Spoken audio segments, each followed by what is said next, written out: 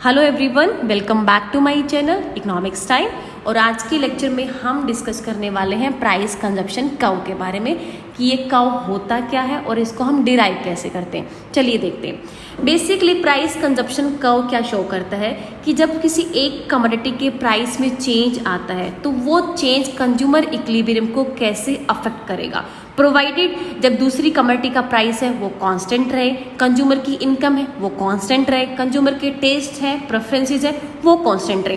तो इन सब चीज़ को कांस्टेंट हम मान के चले तो अगर एक कमोडिटी के प्राइस में चेंज आने से कंज्यूमर का जो यूटिलिटी मैक्सिमाइजेशन पॉइंट्स है या कंज्यूमर का जो इक्विलिब्रियम पॉइंट्स है उसके ऊपर क्या इफेक्ट आएगा, कंज्यूमर कैसे रिस्पॉन्ड करेगा प्राइस में चेंज आने पे, तो ये दिखाता है price consumption curve. So it is a set of utility maximizing baskets as the price of one good varies, holding constant income and prices of all other goods, right? चलिए अब इसको हम डिराइव करते हैं। फर्स्ट सपोज हम मान के चलते कि दो कमोडिटी हैं एक्स एंड वाई, जिसमें हम सपोज करके चल रहे कि जो कमोडिटी एक्स है उसका प्राइस चेंज होता है, वाई कमोडिटी के प्राइस को हम कांस्टेंट होल्ड करके चल रहे, कंज्यूमर की इनकम को हम कांस्टेंट मान के चल रहे हैं। तो एक्स गुड के प्राइस में चेंज आने का कंज्यूमर के इक्विलिब्रियम पे क्या प्रभाव पड़ेगा ये हम देखेंगे, राइट। चलिए डिराइव करते हैं हम प्राइस कंजप्शन कर्व को।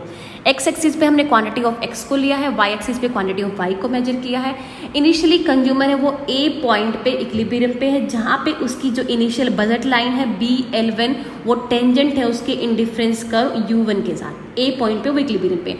अब हम सपोज करके चल रहे कि कमोडिटी एक्स का प्राइस है वो कम हो जाता है। अब कमोडिटी एक्स का प्राइस कम होगा तो जो बजट लाइन है वो शिफ्ट होगी BL1 से BL2, राइट।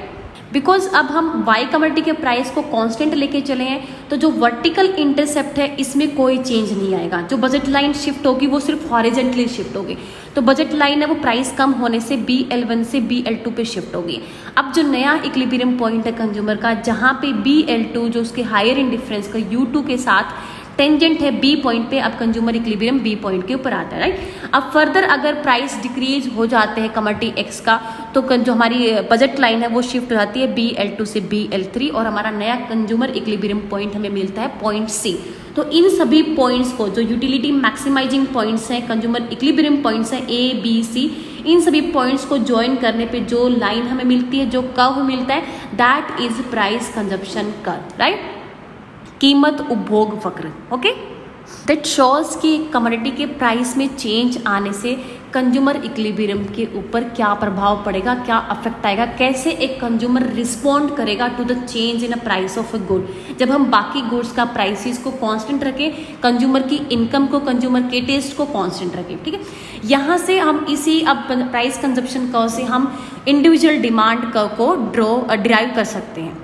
जहाँ एक्स एक्सिस पे हमने क्वांटिटी ऑफ एक्स को लिया है, अब वाई एक्सिस पे हमने प्राइस ऑफ एक्स को लिया है। तो जब एक्स कमोडिटी का जो प्राइस P1 था तो हमारी डिमांड थी that was OX1, A1 point के ऊपर कंज्यूमर इंडिविजुअल जो हम दिखा रहे हैं कंज्यूमर को, that point correspond two point A on price consumption का, राइट। तो जब प्राइस कम हो जाता है P1 से P2 तो एक्स कमोडिटी की डिमांड है वो इंक्रीज हो जाती है OX2। As further price P3 हो जाता है जब रिड्यूस होके, तो जो कमोडिटी की डिमांड है दैट इंक्रीजेज टू OX3। तो इन सभी पॉइंट्स को मिलाने के बाद A dash B dash C dash points को ज्वाइन करने पे हमें मिलता है इंडिविजुअल डिमांड कर्व, जो क्या शो करता है कि a decrease in the price of commodity X leads the consumer to move down and to the right along his demand curve for the commodity X. तो ये था हमारा प्राइस कंजप्शन कर्व जो शो करता है कि किसी कमोडिटी के प्राइस में चेंज आने पे कंज्यूमर कैसे रिस्पॉन्ड करेगा, right. So thank you for watching the video and keep supporting.